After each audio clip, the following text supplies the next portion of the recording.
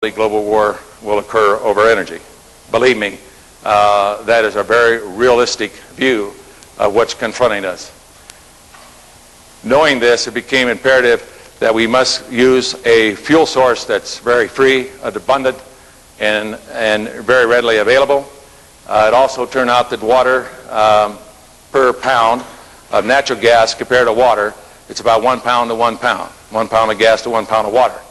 The blessing to it is that the water provides its own oxygen for combustion, so therefore you eliminate the O2 being extracted out of the air. It became imperative to find a way to how to be able to pull apart the water molecule and do it in a physical manner, not chemical. And so you have to learn how to ask the right scientific questions. And what actually took place, that when the unlike atoms take on a covalent bonding, under the law of physics, that for a reaction there's an equal and opposite reaction. No one was asking the question, well, once the unlike atoms come together to form the water molecule, what actually takes place? And what actually occurred was that, in fact, that in the field of physics, in the outer orbit, the L orbit, that normally the oxygen atom by itself has 8 electrons and 8 protons. But when the unlike atoms of hydrogen is covalently linked up to the oxygen atom, then the L orbit now accepts up to 10 electrons, and as a result the oxygen atom swings to a negative electrical charge. Since the hydrogen atom is now shared its negative charge electron, the positive charge of the hydrogen atom now swings positive. Therefore the water molecule was bipolar electrically charged. Heretofore they assumed in the field of science that all molecular structures were held together by the electromagnetic attraction force. Well, we had shown, in fact, that there is an electrical attraction force, Q and Q prime, that actually is formed between the unlike atoms. This electrical attraction force is now called, in the field of science, electrovalent bonding. You know, the scientific world likes to be able to put names to phenomena, and that electrical attraction force that holds the unlike atoms is equal to the 2 shared negative electrons that the oxygen atom has now accepted from the hydrogen atoms under law of physics, that for every action there's an equal and opposite reaction. So it became very apparent from this discovery that if we would expose the water molecule to opposite voltage potentials of electrical stress and shut off the flow of amps, opposite from that of an electrolysis process, we could simply now cause the water molecule to be pulled apart. And this was very well established by Coulomb's law and Newton's law of Newton's second law of electrical force, that whenever you expose an electrically charged particle to a voltage of opposite polarity, you will cause that electrical charged particle to go into a movement.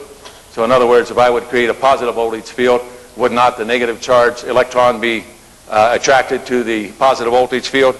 On the law of physics, that opposite charges will what? Attract. And if I set up a negative voltage charge on the opposite side, would I not now have a repelling action that like charges will repel? And so therefore, in an electronic circuit, you can set up electrical attraction force of opposite polarity, and we discovered we could simply pull apart the water molecule in a physical manner simply by causing the positive charged hydrogen atom to be attracted to the negative voltage plate, and at the same time the negative charged oxygen atom be attracted to the positive voltage field. 3 things occur simultaneously of pulling apart the water molecule in a physical manner. Number 1, you have the elongation of the water molecule. As the water molecule is elongated, then you have what is called changing the time share rate of the electrons, which causes a switch off of the electrons by the native intelligence of the hydrogen atom. Says that I want to maintain as an atom. And then you have what is called covalent switch off. Well, Murphy's Law come into existence. Can you check to see if I can move the slide? Anybody know about Murphy's Law? Whatever go wrong will go wrong. So when Murphy shows up, then it becomes a blessing. Now, in this particular case, we are transferring the electrical stress from the molecular structure of water and applying electrical stress across the combustible gas atoms of the water molecule. And what actually happens is that since the nuclei is positive electrical charge, it would migrate now to the negative voltage field, and the negative charged electron is now being migrated to the positive voltage field, and therefore we are now starting to elongate the atoms of the water molecule. We're putting electrical stress on the combustible gas atoms. Therefore, we are slowing down the spin velocity of the electron, and under the electromagnetic theory of magnetism says that whenever an electrically charged particle passes through an electric static field, its byproduct is electromagnetic energy. So the strength of the electromagnetic field of the atom is directly related to the spin velocity of the electron. So when I put an opposite electrical charge and create this opposite electrical stress onto the atom, then I slow down the spin velocity, therefore the electromagnetic field strength of the atom becomes weakened. Now there are four forces that affects an atom. There is electrical force, electromagnetic force, weak and strong nuclear force, and gravity.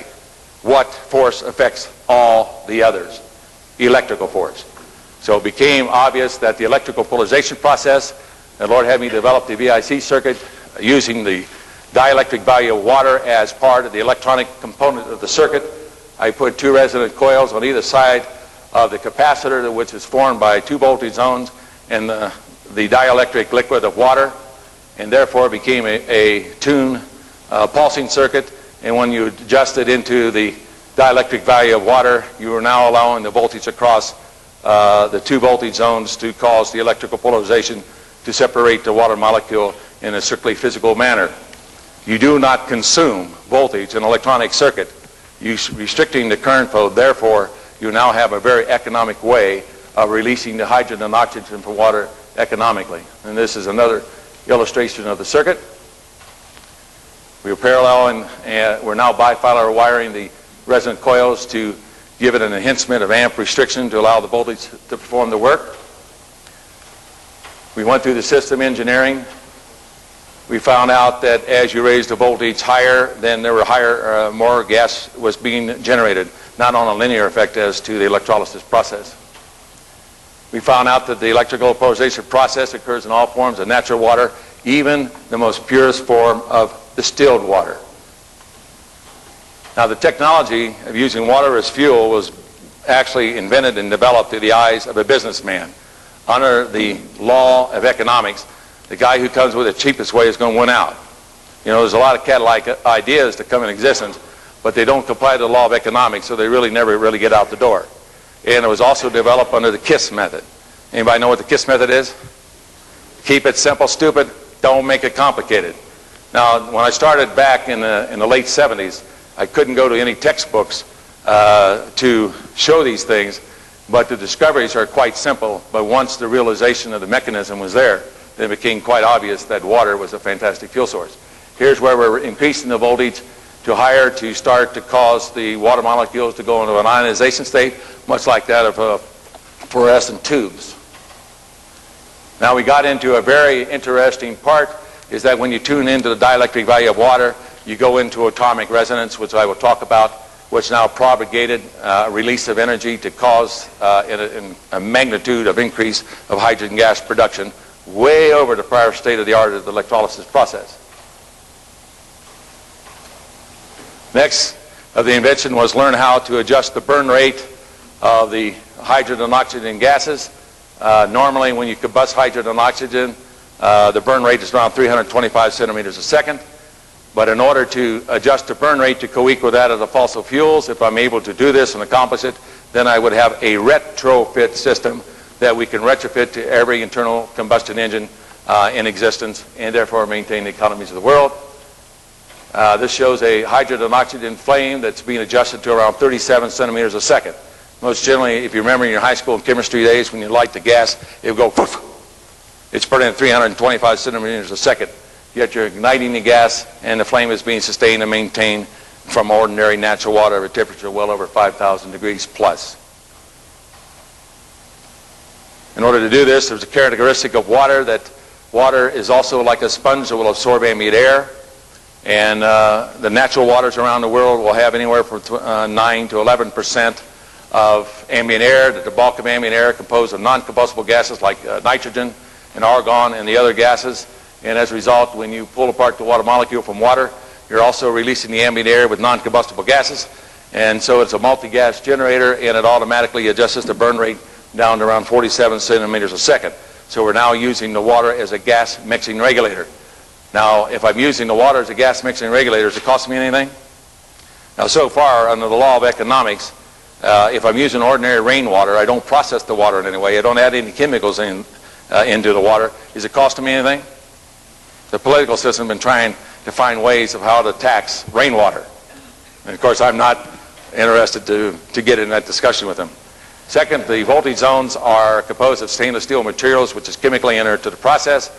So under lab actual certification testing, the longevity is like 0.0001 per year. So if any of you people live for about 10,000 years, come back and tell me. But normally you would not have to replace the voltage zones, so I'm still complying with the law of economics, right? If I'm restricting current flow down to minimum and raising voltage higher, well then, is it cost me very much of electrical power in order to split the water molecule?